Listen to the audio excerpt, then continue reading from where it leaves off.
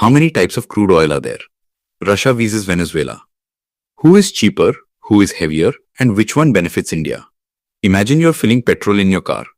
The meter is running, the price keeps rising, and a question comes to your mind. What is the real story behind this fuel?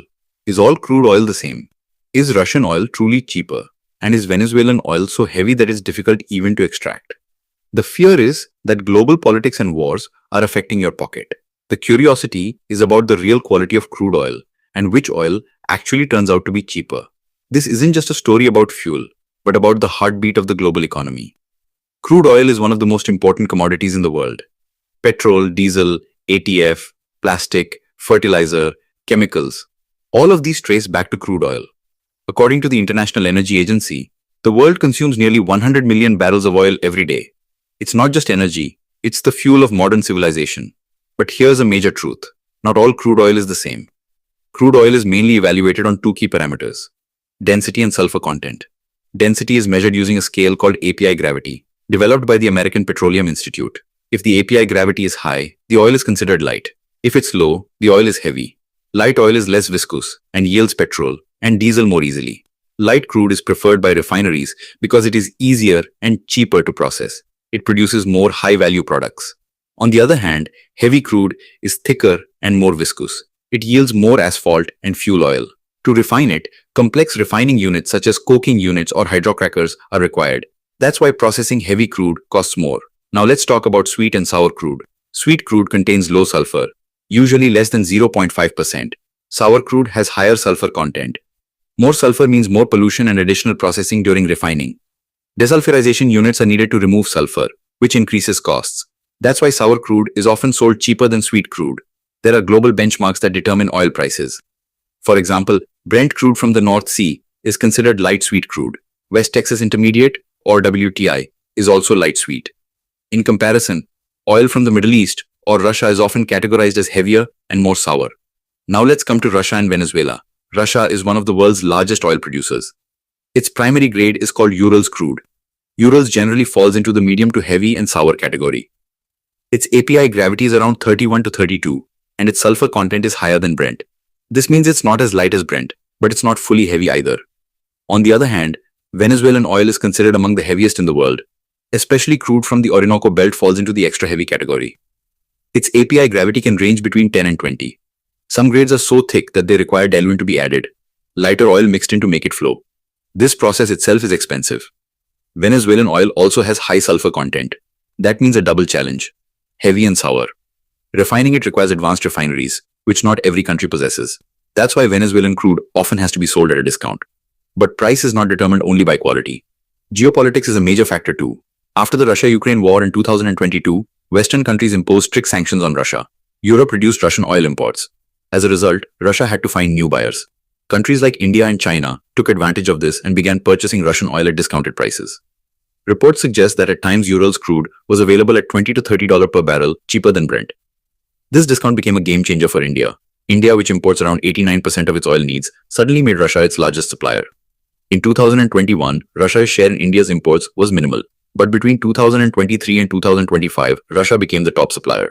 So the question is, between Russia and Venezuela, who is cheaper? In current conditions, Russian oil has been cheaper. The reason is sanctions. Venezuela has also faced US sanctions, but its production capacity and logistics are challenging. Venezuela's economy has been in crisis for years, and its oil infrastructure has weakened.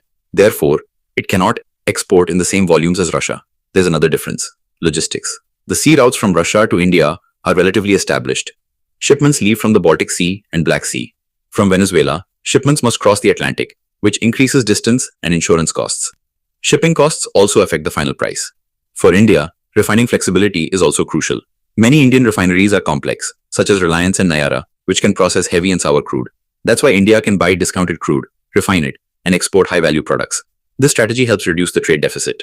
In terms of quality, Russia's Urals is lighter than Venezuela's extra heavy crude. Therefore, processing it is comparatively easier. Venezuelan crude often cannot even be used without blending.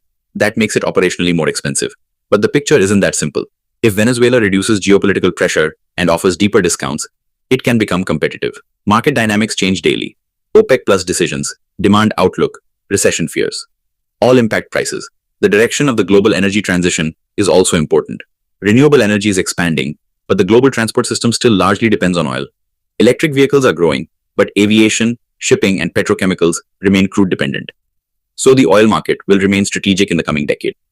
Russia and Venezuela are both players in energy geopolitics. Russia has production scale and logistics advantages. Venezuela has vast reserves, but infrastructure challenges. Reports from the International Monetary Fund and World Bank show that Venezuela's economy is highly dependent on oil exports. Meanwhile, Russia is an energy giant with a more diversified economy. In the end, the question remains, who is cheaper? The answer is that under the current sanctions regime, Russian crude is more competitive. But in pure geological terms, Venezuela's extra-heavy crude falls into a lower quality category, so even in a normal market, it is cheaper than light sweet crude. For India, the strategy is clear. Cheap, available, and processable crude. That's why Russia is the major supplier today. But diversification is also necessary to reduce geopolitical risk. Energy security is not just about price, but also about supply reliability. So the next time you stand at a petrol pump, remember that the fuel going into your tank is connected to oceans thousands of kilometers away, to wars, and to international politics. Crude oil is not just a liquid. It's a symbol of global power. And in this complex story of that power, both Russia and Venezuela are playing their respective roles. If this video has taught you something new, do not forget to like and share this video so that this information can reach others as well. Your likes and shares are a source of inspiration for us. If you have any questions or suggestions, please let us know in the comments. It will be our honor to answer your questions and listen to suggestions. And yes, if you like our content, subscribe to the channel and press the bell icon so that you stay connected with every new story. Thank you. GRT Business YouTube channel sources, news from various news agencies, opinion polls and other public sources. We try to ensure that every report and summary is accurate and verified, but we are not responsible for any dispute or error.